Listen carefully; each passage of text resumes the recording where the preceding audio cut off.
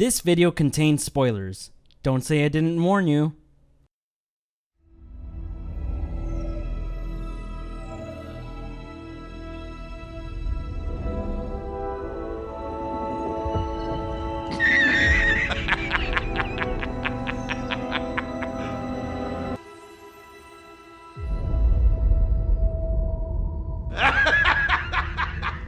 Welcome to Jedi Fallen Order, a Star Wars game set for 5 years after Palpatine told Anakin and the test tube army to go on a Jedi killing spree.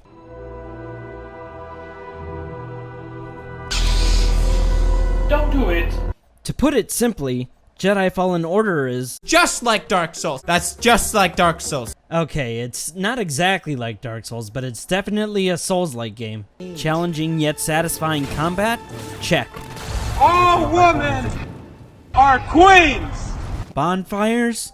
Check. Oh no, not these jerks again. Progression system where you lose your XP if you die? Check. Enemies that will ruin your day if you don't pay attention? Let's check out the bench over there. Could be something useful. What are you talking about? Oh shit! Double check. So if I can get out of the way, I'll be fine? Yeah, just don't get hit.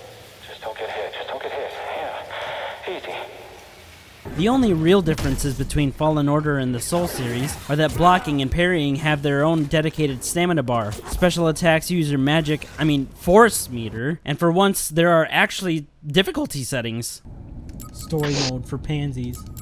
Okay.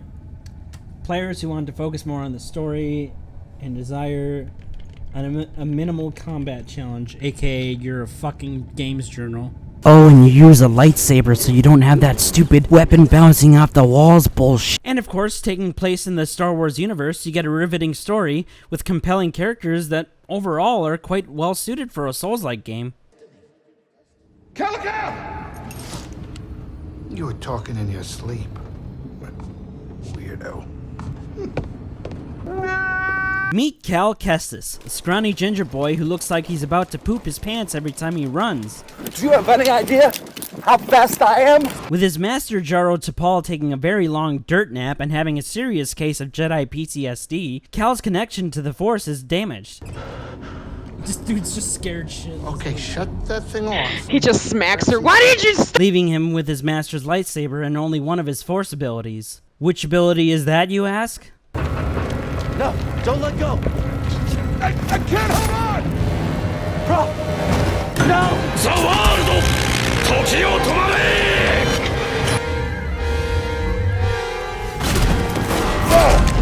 After saving Prof, a local red shirt, Cal must have tingled the spidey senses of the 2nd and 9th Sisters, agents of the Empire's Inquisitorius, because they and their stormtrooper cronies go full Crusader within minutes of him using the Force. Unacceptable! Before the 2nd Sister can take Jerusalem, however, Cal is saved by Seer Junda, a former Jedi Knight, and Grease Dritus, captain of the Mantis and gambling addict who also happens to be a good cook, or so he says.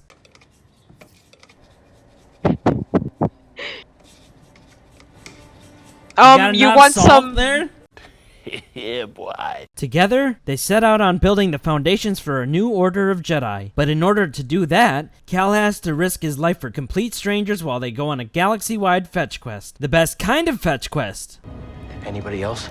Oh, we're not good enough for you? Last but not least, you'll come across BD-1, a lovable little mascot droid who accompanies Cal on his quest to search for the Jedi MacGuffin.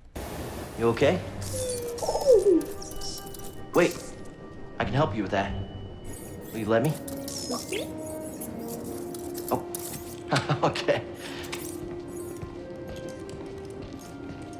so cute, and I love it. He's not just cute, he's essential to getting around the several areas that you'll explore throughout the game. He can slice locks. Okay. I thought he was ahead of you. Control power generators. Let's try it. Traverse across zip lines. This is kind of... And most importantly of all, dispense stim packs to keep you from dying. Healing stim. You're full of surprises. drugs. With Fallen Order being a Souls-like, however, stim packs are limited, and BD can only carry a couple of stims at the start, so if you want to carry more, you'll have to keep an eye out for secret paths for upgrades in order to increase BD's carrying capacity, among other collectibles.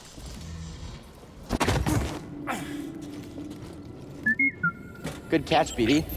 This is really gonna help us.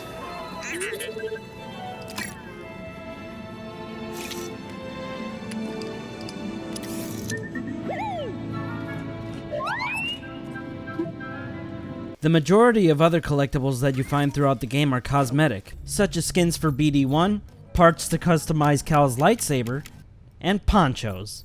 Yes, you heard me right, ponchos. Seriously, Cal gets enough ponchos to start his own mariachi band 5 times over.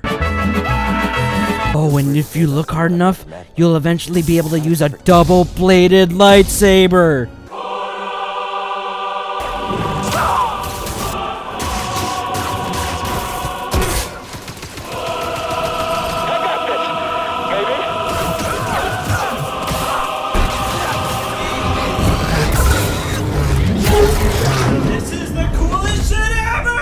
If you want to unlock some sweet lightsaber tricks, as well as upgrade your force powers and your survivability, you'll have to collect some skill points, which you get by killing enemies and collecting souls, XP. And while your options are minimal at first, the skill tree will expand as you regain the powers that Cal previously lost. The only ability that you start out with at first is called Force Slow, and as you may have already guessed by the name, it doesn't actually stop time. Force Slow allows you to greatly slow down enemies in combat, at least until you hit them, and a number of objects while you explore and solve puzzles, so you'll find that it's quite useful, if not mandatory. Oh no. Oh no. Cal eventually regains his other force powers, Push and Pull, which have their own uses in combat and exploration. I'll assume that you're an avid Star Wars fan, so I won't go into detail over them. Boy, what'd you say? What'd you say? All of this, combined with arena-style battles, can create some intense epic moments that really make you feel like you're a Jedi. The fact that you can push rockets and deflect blaster fire back at stormtroopers with a well-timed button press, and switch between single and dual-bladed lightsaber forms mid-combat really help immerse you in the game. Oh, and did I mention how beautiful this game looks? Because good lord, this game is beautiful. Yeah, it's incredible. And it's clearly well optimized because I was able to run this game at epic settings above 60 frames on my puny GTX 1070. And they know this because they have a photo mode for this game. I mean, it's incredible how gorgeous this game is and how well it performs even on older hardware, and you have all these set pieces and skyboxes that just make you stop and appreciate the amount of detail that went into this game, and it's all just so buttery smooth. Oh my god! Okay, take a deep breath, Toric. Whew.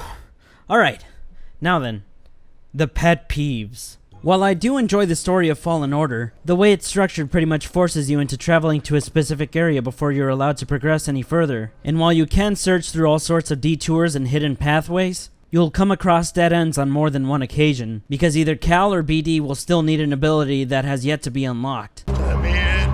Let me in! Fallen Order is basically a linear game that gives you the illusion of being able to roam freely. And to make matters worse, you basically have a giant green marker on your map at all times that tells you where to go. Hey, look, listen! Despite the fact that the map already has red and green indicators that let you know whether you can check out a certain path or not. Honestly, I think they should have just kept that out and let the player get lost in the atmosphere and music of the game, which is more than enough to keep them engaged in my opinion. Speaking of the music, it's honestly one of the finer points of the game along with the visual fidelity, so it's a shame that the composers opted to recycle some of the most recognizable compositions from the prequel movies. Because if you listen to their original tracks, you can tell that they really cared about the music from said movies. From what I read, they only took about 2 weeks to make the full soundtrack, and they even teamed up with The Who, a Mongolian heavy metal band. Like seriously, go listen to the song that they made for the game. It sounds fantastic, so why they couldn't take the extra time to make some equally memorable music of their own is beyond me. Listen, I don't want to upset your rhythm, Cal, but the boss wants a word. And last and certainly goddamn least, the Haxian Brood Bounty Droids, or as I like to call them, Piccolo. They should have named your ass Broccoli. Combo time. Still standing, huh? Easy credits. I honestly don't have any words to express how much I hate them. So I'll just say this. Get bent.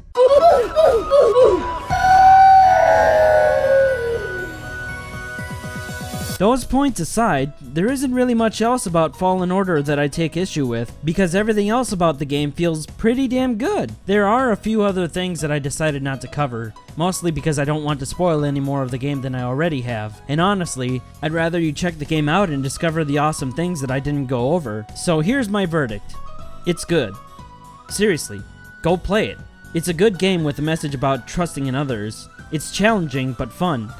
And it looks and sounds amazing to boot. And if there's anything you want to change or add to the game, there's a slew of mods on the mod Nexus for Jedi Fallen Order, assuming you're a PC player, of course. I don't have a rating for you, because I think ratings are a poor metric, so just get the game. Duel! Hey everybody, it's Toric here.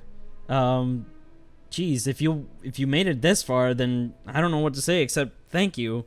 I'm trying to start up this YouTube channel. I know this format might have been kind of like all over the place, but if you liked it, then let me know. If you didn't, then let me know anyway. I'm more than happy to hear your feedback, so just if you have anything to say, then leave a comment, subscribe if you want to see more, and yeah, just share it with your friends. Hopefully I'll see you guys soon, but I'm currently training for a job for at least full-time for about a month, and then I'm going to be doing part-time, so you may not see anything substantial until like maybe the month after today. So I mean, just keep an eye out, hit that notification bell just so you see the next video once I make it. Other than that, yeah, thank you. Hope to see you in the next one.